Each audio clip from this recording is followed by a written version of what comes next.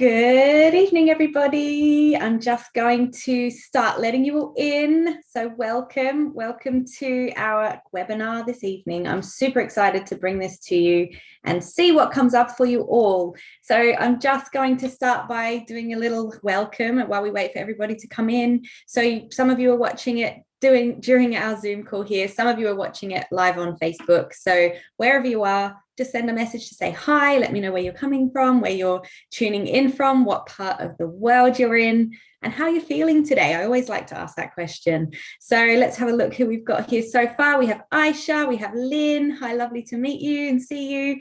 We have Emma, we have Joe, we've got Sharon, we have Tanya, Jade, Olivia, Brittany. Hello, everyone. So lovely to see your faces. Well, I can't see you, but I can picture your faces because I know that you follow me on Facebook in my group. We have Becky, we've got Carla and Erin. So hello, everybody, and welcome. Today is a really special webinar. Today, we're going to be talking about a subject which sometimes gets missed from the equation. So a lot of the time we're looking at how we can figure out the kind of people that we want to work with. So we're spending a lot of time in thinking about our ideal clients and then in the making money phase. But what about the in-between bit? And then the after bit. So what about the parts around how we can nurture our clients and continue to develop and build really strong relationships with them? So today is called How to Turn Your Leads into Long-Term Clients. So the word leads is quite impersonal, isn't it? It's quite cold and removed from it being an actual human being.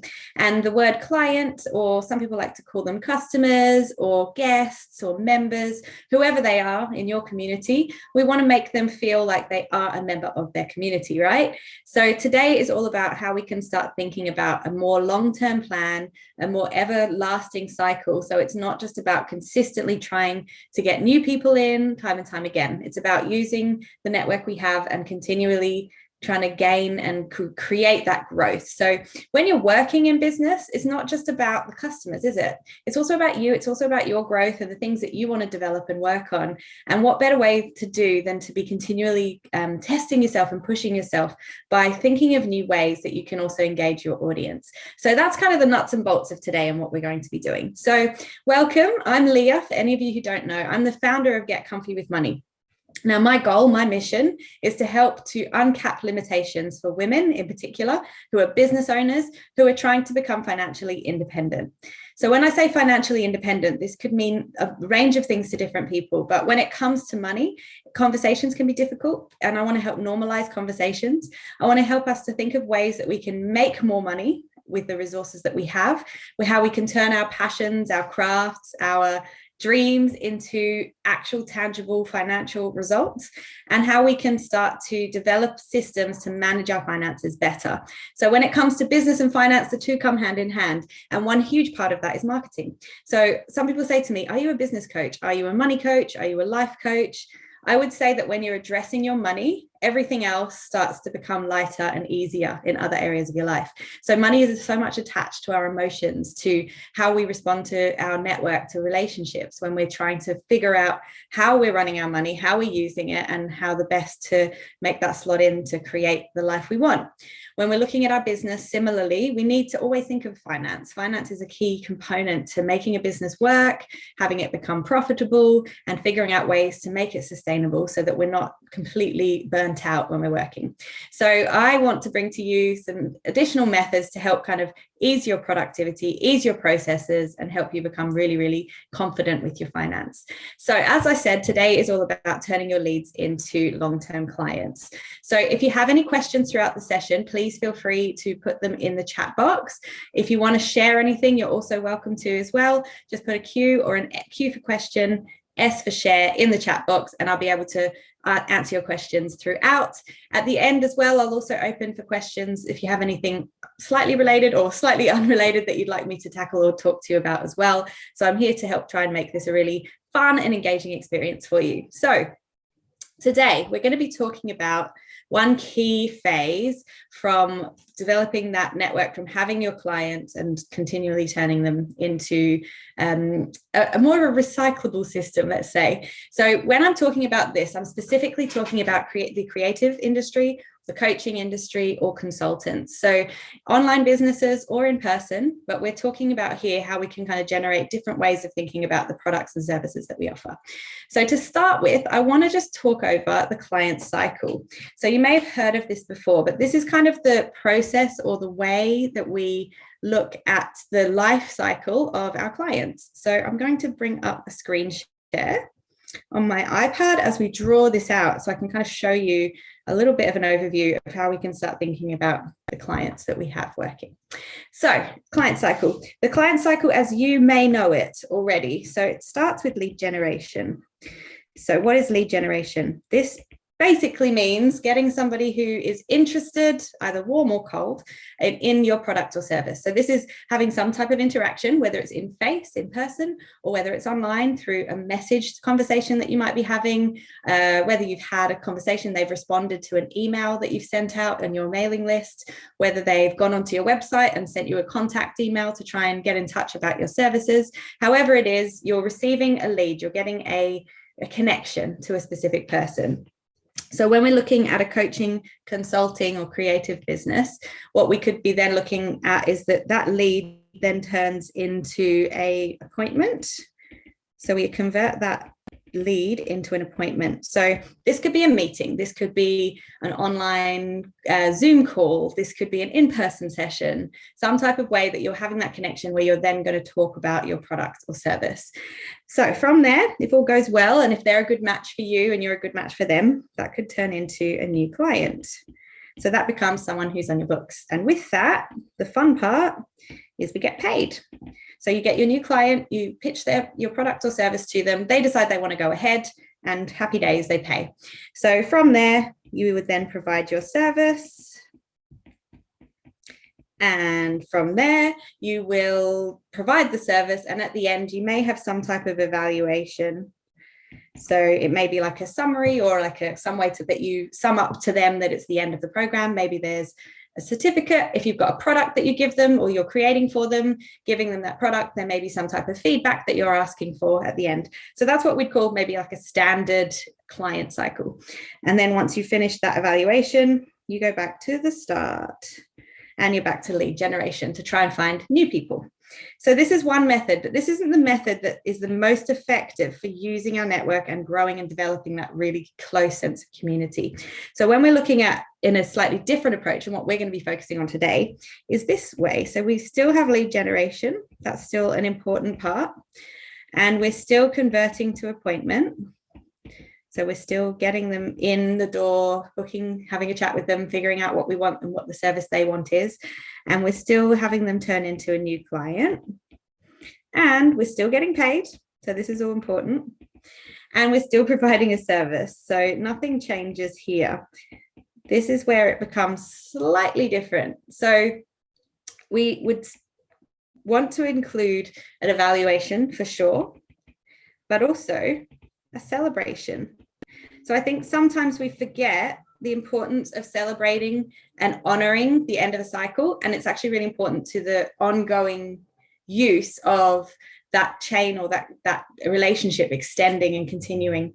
So once you've got that evaluation or celebration, we're not going back to the top. What we're doing is we're having a cycle here where we're actually coming back to providing another product or service for them to then move on to. So that's what we're talking about today. We're going to be talking specifically about this section of the client cycle. All right, so there's three main questions that I want to address today. And at any point, if anything's unclear, please feel free to chip in and let me know. But there's three questions that I'm going to answer. And throughout, I'm going to give you some prompts as well and guidance, because I'd love for you to also reflect and think. So make sure you have a notebook and pen handy and you can take notes as you go. So the three questions that I want to answer today what we're talking about when we say ideal client. So you're going to hear me say the word ideal client quite a few times throughout. So we're going to break down, what does that look like? What does it mean to have an ideal client? The second question is, how are we going to continue to produce a product or a service that's going to align with our clients' needs, and also to create a wonderful business culture that has community, that has caring in it. So essentially, what's the product or services that we're going to be offering to the clients that we want to be working with? And lastly, the third question is, there are so many so many ways to attract new business, but how can we turn them then into long-lasting, meaningful relationships that we can keep nurturing? So let's start with question one. Question one's around ideal clients. So when we say ideal client, what are we talking about? I'd love to hear if anyone has any reflection points they'd like to share around what they think an ideal client may be. But essentially, when I think of ideal clients, I think of the fact that there's a huge pool of people out there in the world. There are billions of us, right? And there is going to be a specific niche of people, a big enough portion that we can actually make a business from, that we're going to appeal to. So these are potential clients. And for us, what we're saying when we're trying to find out ideal clients are who are the ones that we actually really, really want to work with. So it's all very well and good to have a broad idea of the type of people you want to work with. You may say, for example, I work quite a lot with women. So I could say, I want to work with women who are business owners, right? So my niche, I like to chunk it down. Business women who are also in some type of struggle with their finances. So my niche is quite specific. Working with women is important for me. Why? So we're thinking about all the nitty-gritty of the type of people that we want to bring into our network, that we want to be working with. So that's the first thing to think about, is that there's not a scarcity here, right? There may be other businesses out there. There may be competition out there too, and that's all fine. It's all welcome. We welcome competition because we know that what we're providing is going to be very different in so many ways to what somebody else would, because it's our point of view, it's our product, it's got our spin on it, and it's our service as well. So it's our personality that's going to come through. So there'll be some people who are really, really attracted to it and want to work with us, and others who prefer a different type of personality or presentation of a product or service, and they will go where they find that alignment. So it's not a bad thing if there are people who are not coming to you, because it shows the type of clients that you do want to have in your network.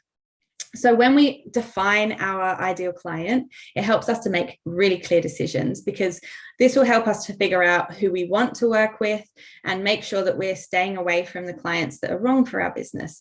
And we'll talk a little bit later about what that means, about having clients who are maybe wrong for your business. So we want to ensure that all the language we use when we put marketing posts out there, when we brand our product or service, the colors we use, the wording, the language, the types of channels that we're advertising on, we want to ensure that we're talking in the language of the clients that we want to attract. And if you speak to them in those words rather than more generic terms, then it's going to resonate with them. And the ones that you really want to work with will in turn hear what you're saying, and they'll understand, and then they are going to want to be working with you too.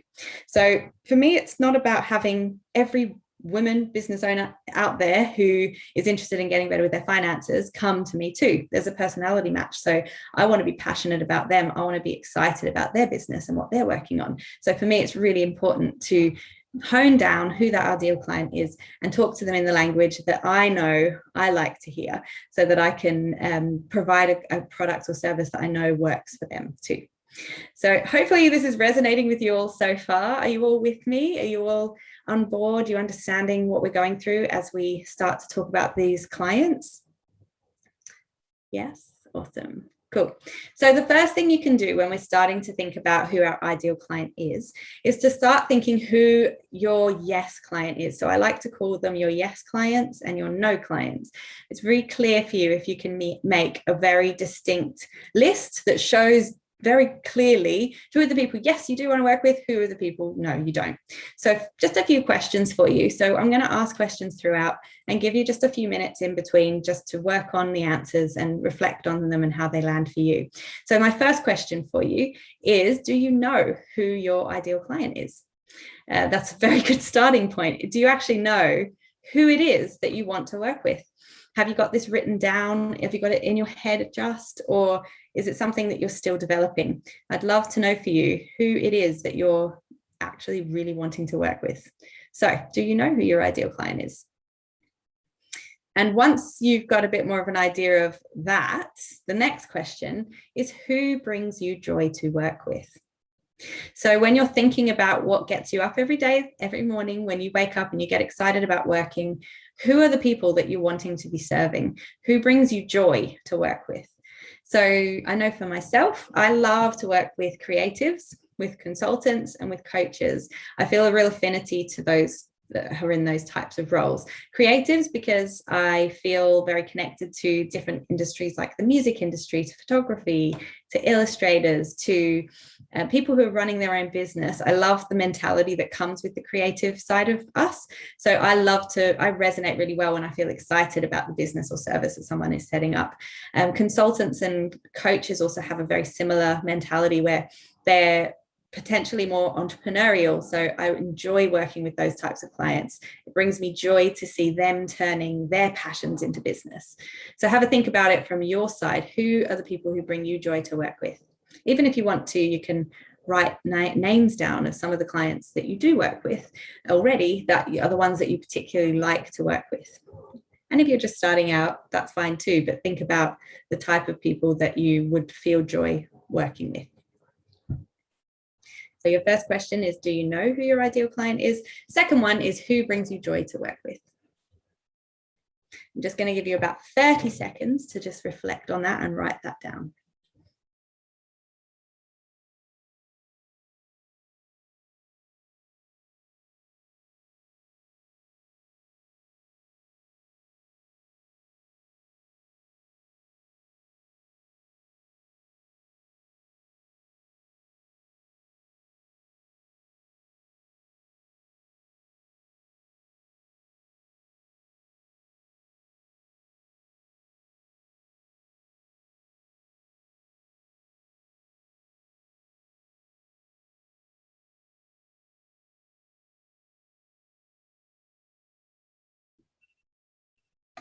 All right, that's your timer. Timer going off there. Cool. So that was just one thing I want you to focus on. Now, on the other side, so I said one side is your yes client. So who do you want to work with? Well, the other side is who don't you want to work with? Who are your no clients? So this list is not here to exclude or to discriminate. Just please be clear on that. But it's more about thinking about whether there are specific demographics that you just don't service. And it's not, again, from a point of contention, but more from one of how can you serve better your clients? So I want you to think about the no-nos. So there may be particular industries that you don't want to work in, or particular personalities, or something that is just not going to align with your product. So I'm trying to think of a good example. You're not going to want to sell products to do with having your period to men, for example. So if you're thinking of your target audience, who are some of the clients that you don't want to work with or you won't be targeting?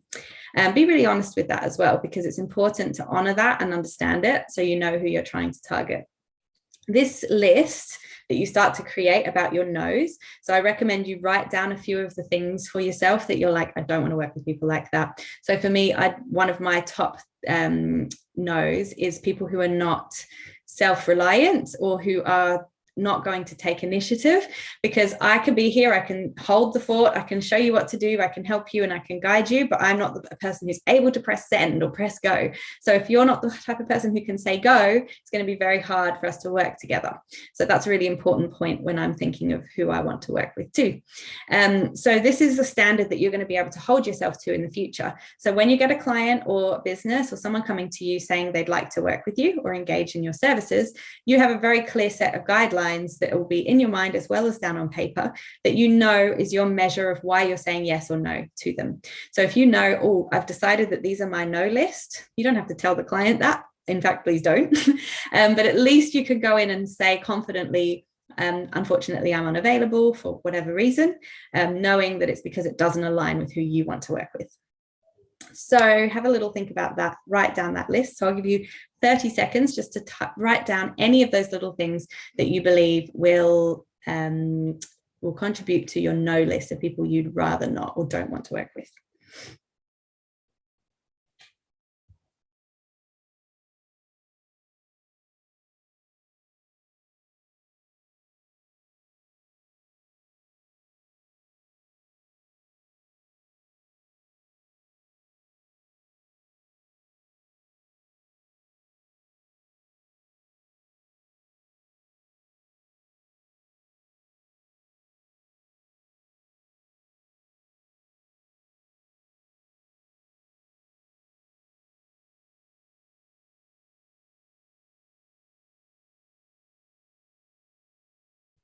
All right, wrapping that up.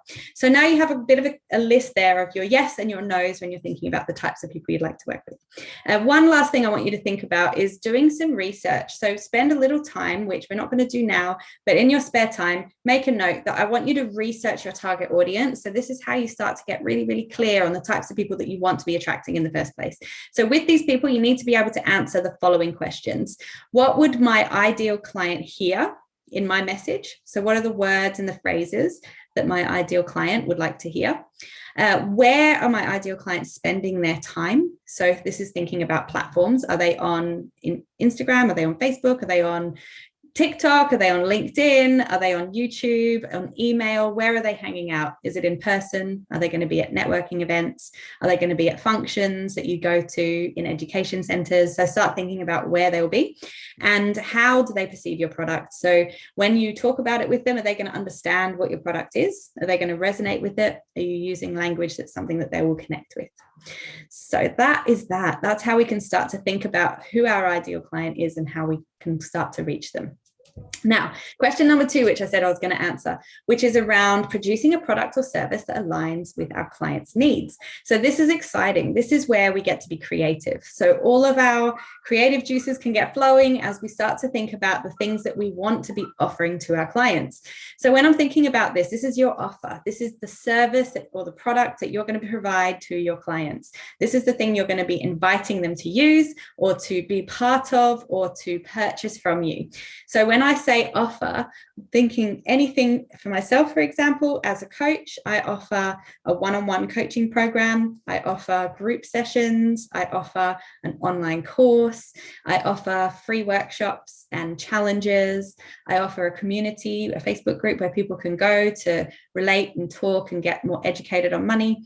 I offer tools and resources, whether they're templates or spreadsheets. So have a think about all of the different things that you want to offer. So basically, in a nutshell, the question is, what am I selling? So have a think about what you're selling. So I want you to just write down what you are selling. Is it a product? Is it a service?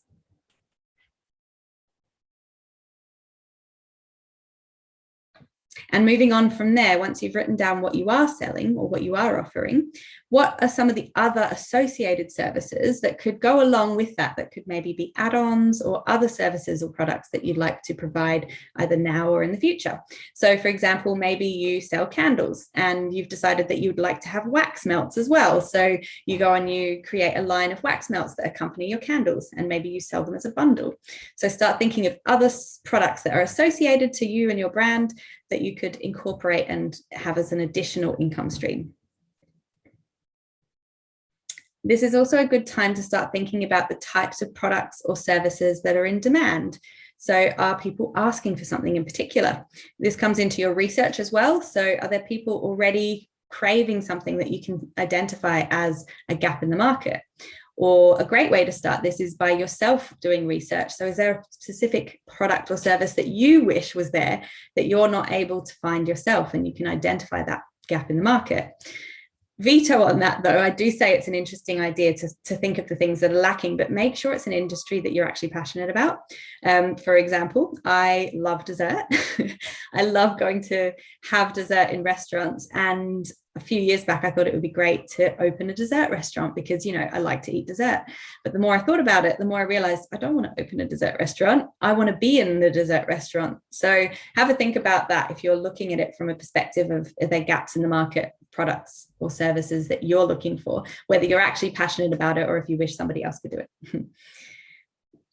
Now, once you've got your nuts and bolts of your ideas, then you can start thinking about whether these ideas or products or services are profitable. So can you make money from them? This is a key part of business, right? So it's all very well and good to have ideas and dreams and think of ways that you can start putting your services into products. However, if there's no one going to buy them, if there's no money to be made from them, or the money is that you would make outweighs the amount of time and effort and energy that you have to put in, you have to figure out whether it's worth it. So are the products and services profitable? And another way you could look at it is thinking about the product you have. Are there ways you can break it down? Can it be broken down into smaller components? So maybe you have a master, like a signature program, a 12-week program, and could you break that down into smaller programs? So you offer a mini course, or do you offer coaching packages with, say, 10 sessions, and maybe you could break it down into offering 3 sessions? So is there a way you can kind of break it out? And then following on from there, are there various other products or services that you could package together? So I like to offer a bundle. I like to have a group program, which is for training with group sessions and one-on-one sessions, as well as a community element. So are there ways you can bring all your products and services in for one? Maybe you sell gift packs. So you may offer your products separately, but you can put them all together in a bundle, and that's something you can sell as another additional way to sell your products. So with this section, it's all about the offer. We're thinking about what it is that we're actually providing for our clients and what it is that we want it to look like. So you may find that you have clients who are really, really interested in one product, and you know that they really need one of the others, but they don't quite know it yet. So they buy one, they work with you through whatever it is you're helping them with. And then later down the line, they realize you offer other services or products that are also of interest to them. So because you've already established the trust in the first place, and they understand who you are and how you've helped them with problem A, then they'll be more likely to be happy to come and be introduced to product B once they've built that trust with you. So think about some of your products and services, if there's a way that you could in the future upsell to other products that you know. So you want to keep in mind the whole time while you're working with clients, what are the things that they also, you know, in the future, oh, that's something I'll keep in mind because they've said they need that. So what else can you start to talk to them about and potentially sell to them in the future? And the last question we were going to talk about is how we can attract new business in a way to turn them into longer lasting clients. So what I want to introduce you to now is an Ascension model. So an Ascension model is really exciting to me. It's the way we can start to think about our business structure. So for us to realize the full potential of our business, we need to have a documented path that makes it easy for our clients to understand the products and services that we have that will suit them. So it's not about just knowing this product or service journey yourself. It's also about sharing it. So you need to bring your clients into the world so they understand the range of options that there are available to them. So like I said before, you may have a product that they buy and you know that there are other products that are great for them. But unless you introduce them to the range, they're not going to know what else there is out there for you to offer them. So you may be offering one-on-one coaching and group coaching and a community, and they say, oh, I really need a community, I need support, I need a network. Great, you bring them into your community. As they're part of the community and start to fulfill that, they start to go, oh, I can see that you're running group sessions. Oh, you're running private sessions too. And they may then in the future want to know more, but if you don't show them what's available, it's really hard for them to pick up on them. So I want to run you through what an Ascension model is and what it can look like. So just bear with me while I bring up my iPad again. So an Ascension model is essentially like a step ladder. So we're looking here at how our clients journey through our product or service. So this is just like a very typical look at how it could look. And in a minute, I want to show you a more real life example so you can start to see how this could look in your business. So we're going to spend a little time on this now. So what we're going to do, we're starting down here in the low cost or free option. So this is kind of your entry point. This is the place that your clients will most likely come to you, whether they're new leads, whether they're referrals from someone else, maybe they're friends or friends of friends. There's going to be an entry point. And I usually recommend that this entry point is something that's free. Now, the reason it's free is because, especially if your business is online, there's this element of trust that needs to be established before someone will be willing to purchase products from you. So you may want to offer something like a taster, a tester of what it is that you have, whether it's a product or a service, so that someone can buy in then further down the line. So when we're talking about our low cost or free products, this could be an intro session, it could be a free strategy call, it could be a consultation, or some way that you can showcase your product or service. It could be a sample of something. Maybe you sell skincare. You want to show them a sample or a way that they can start to try the products before they actually purchase it or invest. Some people like to offer things like free trials. You may want to do a challenge, which kind of incorporates some of your work or shows people some things you do. So what is this low price offer that you could provide that would allow people to get a taste or a tester for what it is that you actually offer? So this is what we're saying when we're down here in this low cost offer. So I say low cost because it doesn't have to be free. You could offer it at a lower rate if you wanted to. I like to keep it free because I want someone to taste it, try before they buy, right? That's the ultimate. So once you have your established method of how you're going to bring people in to understand more about what you offer, we're then looking at you having a basic package offer. So this is like a simple service that's really accessible. It's low price point, so most people will be able to afford it, and it will be very functional and it will get the job done. So it will be a basic version of your package. So this is some kind of lower entry point that's going to encourage people to get involved and, again, generally build the trust slowly as you go. So we're wanting to have a buy-in. It's not a very high buy-in, but it's still a buy-in. Once we've got a basic package established, we may want to provide an upsell or a service up from that. So you can have a basic plus. So this is going to be maybe slightly more expensive because it's going to be more tailored and it's going to include more inclusions. With this is going to be a slightly enhanced version of your current offer. So you're going to be adding something to it. So not only are they getting the basic package, but they're going to be getting something on top, something additional that's going to sweeten the deal and make them interested in paying that little bit extra. And then you may have from there the next level up, which I've just called gold package for the sake of the exercise. But you could have a gold package, which is a more expensive version, because this is something that's probably going to include a one-on-one element or some more personalization. So the more focus or the more one-on-one attention or experience with you that they get, that they encounter, the more that you're going to be pricing your services at. So this is something where maybe your new clients upgrade to it. So maybe they start on your basic package and they really like it and they want to have more time with you. So they maybe have been doing an online program and they want to buy one-on-one sessions. So they may be upgrading to this gold package, or you may be having your existing clients, new people come in who are very interested in just straight away working at this level with you. And then your next level that you can look at is your premium level. So this is like the top of the top range of the products and services that you offer. So this is usually going to include an all-inclusive or what we call done for you option. So think of it as a website. So you may be interested in having a website made. A done for you service would be where someone says, I will do it for you. You give me all the information, I'll make it for you. So you don't have to go and learn the tech. You don't have to go and learn how to build, how to do the layout, all of that stuff. You just provide the information, somebody else will do it for you. So this is where pretty much all of the client's wishes would be met, and that would be priced at that premium package rate because it is such a personalized service. So that's what we could be looking at when we're saying an ascension model. So what I want to show you is an example, just so you can see, for example, with my business. And I've put some little terms underneath, which I'll explain to you to start with. So DIY means do it yourself.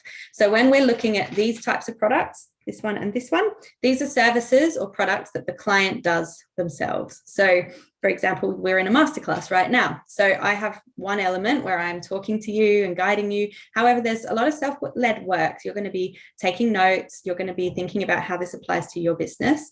So it's a do-it-yourself version of the course or material, for example.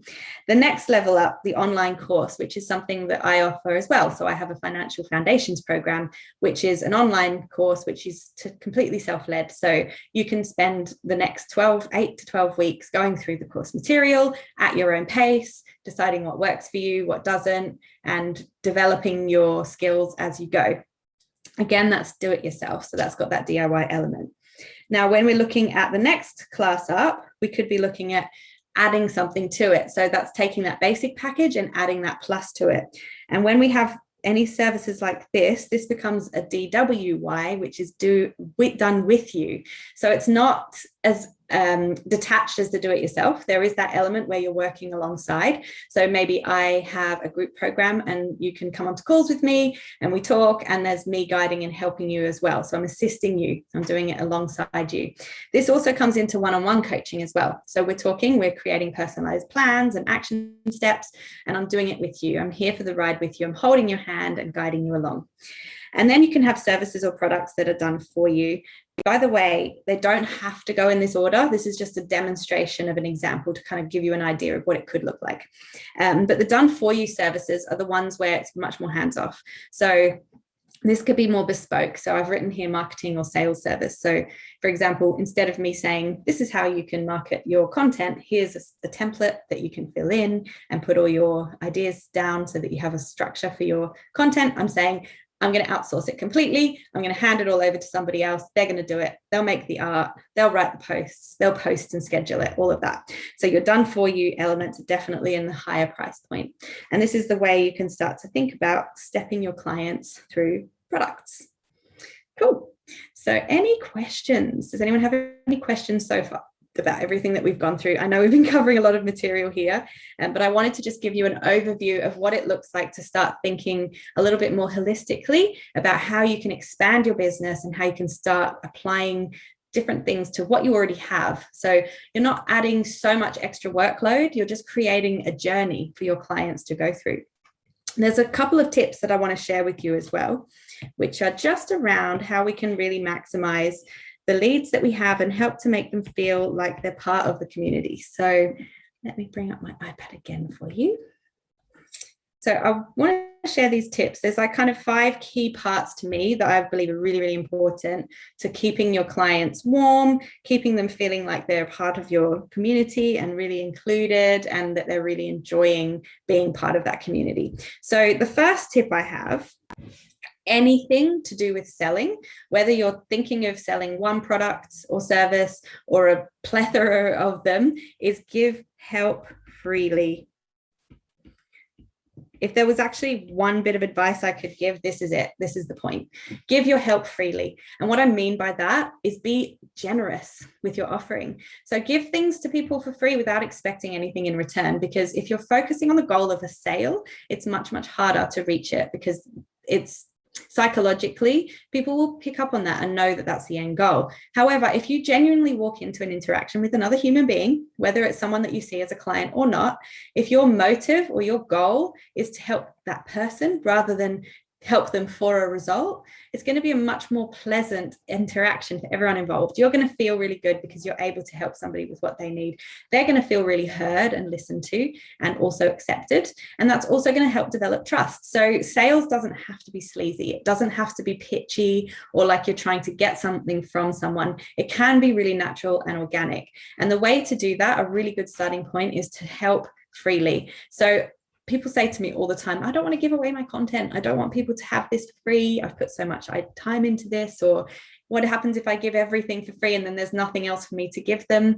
But don't, trust me, over time, as you build your products and services, you're going to start to see your own framework, the things that you're happy to give away for free and the things that you would want people to pay for. A really good way to say it is give people the what and the why, and they will pay for the how. So you can write that one down. Give the what and the why, and they'll pay for the how. So I can give everybody the help in the world when it comes to helping them identify what it is they need, what their problems are. We can look at why it's affecting you, why it's a problem. But then when it comes to how do we solve it, what are the ins and outs of the how, that's where you can come onto my program. That's when you can come into group coaching with me. How can I help you resolve it? That's the stuff that's reserved for paying. Okay. So that's the first point. The second point I wanted to give as a little tip is yearly strategy. So thinking ahead, if you want your clients to be part of the journey and to stay around, stay with you, you need to think ahead. You need to think very clearly about what it is that you want to offer to people, and also simplify the process and share it with them too. So having a yearly strategy is really good for you as well as your clients. When you have a yearly strategy, it means you have a focus, and it means you're going to be very tunnel vision on ensuring that you're covering all the important points. So sometimes we can get that shiny object syndrome. I definitely do, where we get a new idea or someone told us about a service, or we see another coach or somebody else who's in our industry and we're like, oh wow, I really love what they were doing, I want to do that too, and we start to head in the wrong direction. Sometimes that's a good thing, sometimes it's taking us off track from our goals. So establishing for yourself a clear system of your strategy of what you want to do, say for the year ahead, will make it really easy for you to then involve your clients in the process. So just to show you as an example, my yearly strategy. So this has been my yearly strategy for this year. I'm very happy to share this and be transparent about it because I think it's important. So I decided in January what I was going to do each month as my focus. So we are in August right now, and that's what we're doing right now. We're doing a webinar right now on how to turn leads into long-term clients. So some months I'll do something very, very detailed, very pre-planned and incredibly thought out and treat it as a full production. Others will be a little bit more relaxed, but it depends what your goal for the overall year is. So I know that in March and in November, it's really good time. Sorry, and there's also another month, July, but it's really good times of the year for challenges. So people want to get into the zone of trying to refocus. I want to do a boot camp in September because that's when school's back. That's when we kind of feel a natural shift from the end of summer if you're in the UK or in the Northern Hemisphere, and you want to start getting into the flow and the rhythm again. So having a boot camp is going to kickstart people. But I know I want to be doing something each year, and I know it needs to align with my overall goals for my business. So I can present this calendar to my clients. So anyone who works with me will know this is what they have to come. So within the products that we offer, obviously there's more detail, there's more things I'm offering, but on a whole, they know the types of things that they're going to have available to them. So just establishing that strategy and thinking ahead and sharing the strategy, that's right, share, with your clients is going to really help to strengthen and build that kind of long-term relationship. You guys are here with me. You're here for the ride. So that's the crux of that tip. There's a message in here, Lynn saying, I have a service and a product one.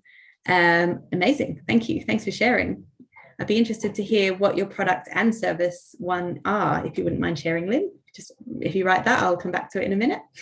The next point, the third tip that I want to share is to encourage vulnerability for your clients.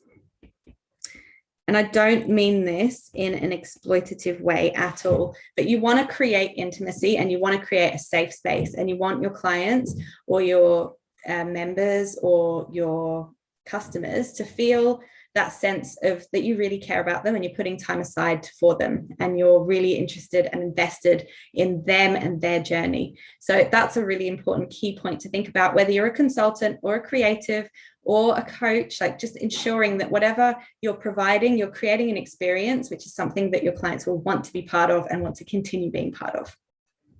So Lynn saying related to art, products and teaching, writing is the other one. Love it. So there's quite a few different bits that you're picking up on there, Lynn. So when you saw the Ascension model, how did that fit for you and your business? Did you start seeing how you could maybe start to create an offer that's going to work for your customers and your clients? I'd love to hear your thoughts on that. The next tip, number 4, is providing accountability. Who loves this word? I love this word. I love to call it my virtual tap on the shoulder. So I like to be that person that texts you or sends you a message or an email just to check in. So if we're in a session together and you say, I want to make 5 phone calls this week and I'll be doing it by Friday, guaranteed I'll text you on that Friday and say, how did your 5 calls go? So providing that follow-up, that a sense of care outside what there is as an expectation is going to incredibly strengthen the connection that you have with your clients. They will see that you genuinely care in the success. It's not just about that session time that you have with them, or it's not about them just buying that product or service from them, but it's about you really being invested again in their journey. Yes, someone saying accountability is crucial. I think that's the biggest downfall for a lot of people too. So we feel, especially if you're a business owner, that it can be really difficult for you to hold that accountability because no one else is tapping you on the shoulder. If you don't have a boss or someone else giving you direction and you're the one in charge of all the decisions, it can be really hard to hold yourself accountable. So we need to have systems in place for other people to hold us accountable too. So I do too. I have an accountability partner who I've been working with for since October last year, and the two of us, we meet every single week and we talk through things, and we hold each other accountable, because we don't have a boss to hold us accountable other than ourselves. Lynn is saying, yes, I do have an idea, but would need to think it through. Awesome. I'd love if you'd share it with me after, once you've had a think to and time to process it all.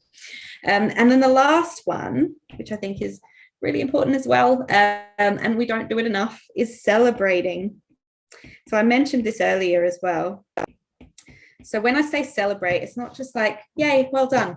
It's about actually honoring and acknowledging what we've managed to do and what your clients managed to do with each other. So say you've taken them through a program and they've completed the program. If you help them sit and evaluate and acknowledge what they've actually achieved and shown where they've been, where they've said they wanted to come to, and how much they've progressed, that is going to help solidify the path that they've come on with you, and for them to see how much growth has actually happened.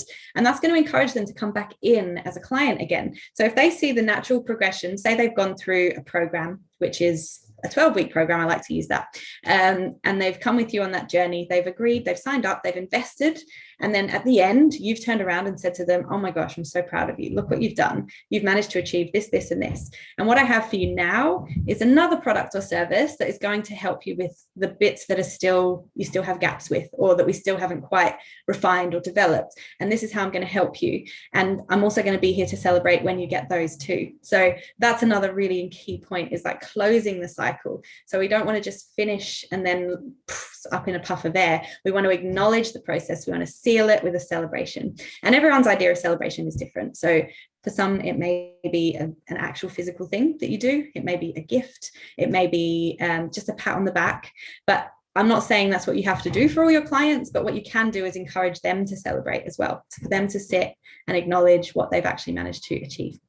So that's just some of the things that I wanted to go through with you today to help to think about how you can start to turn your leads into long-term clients.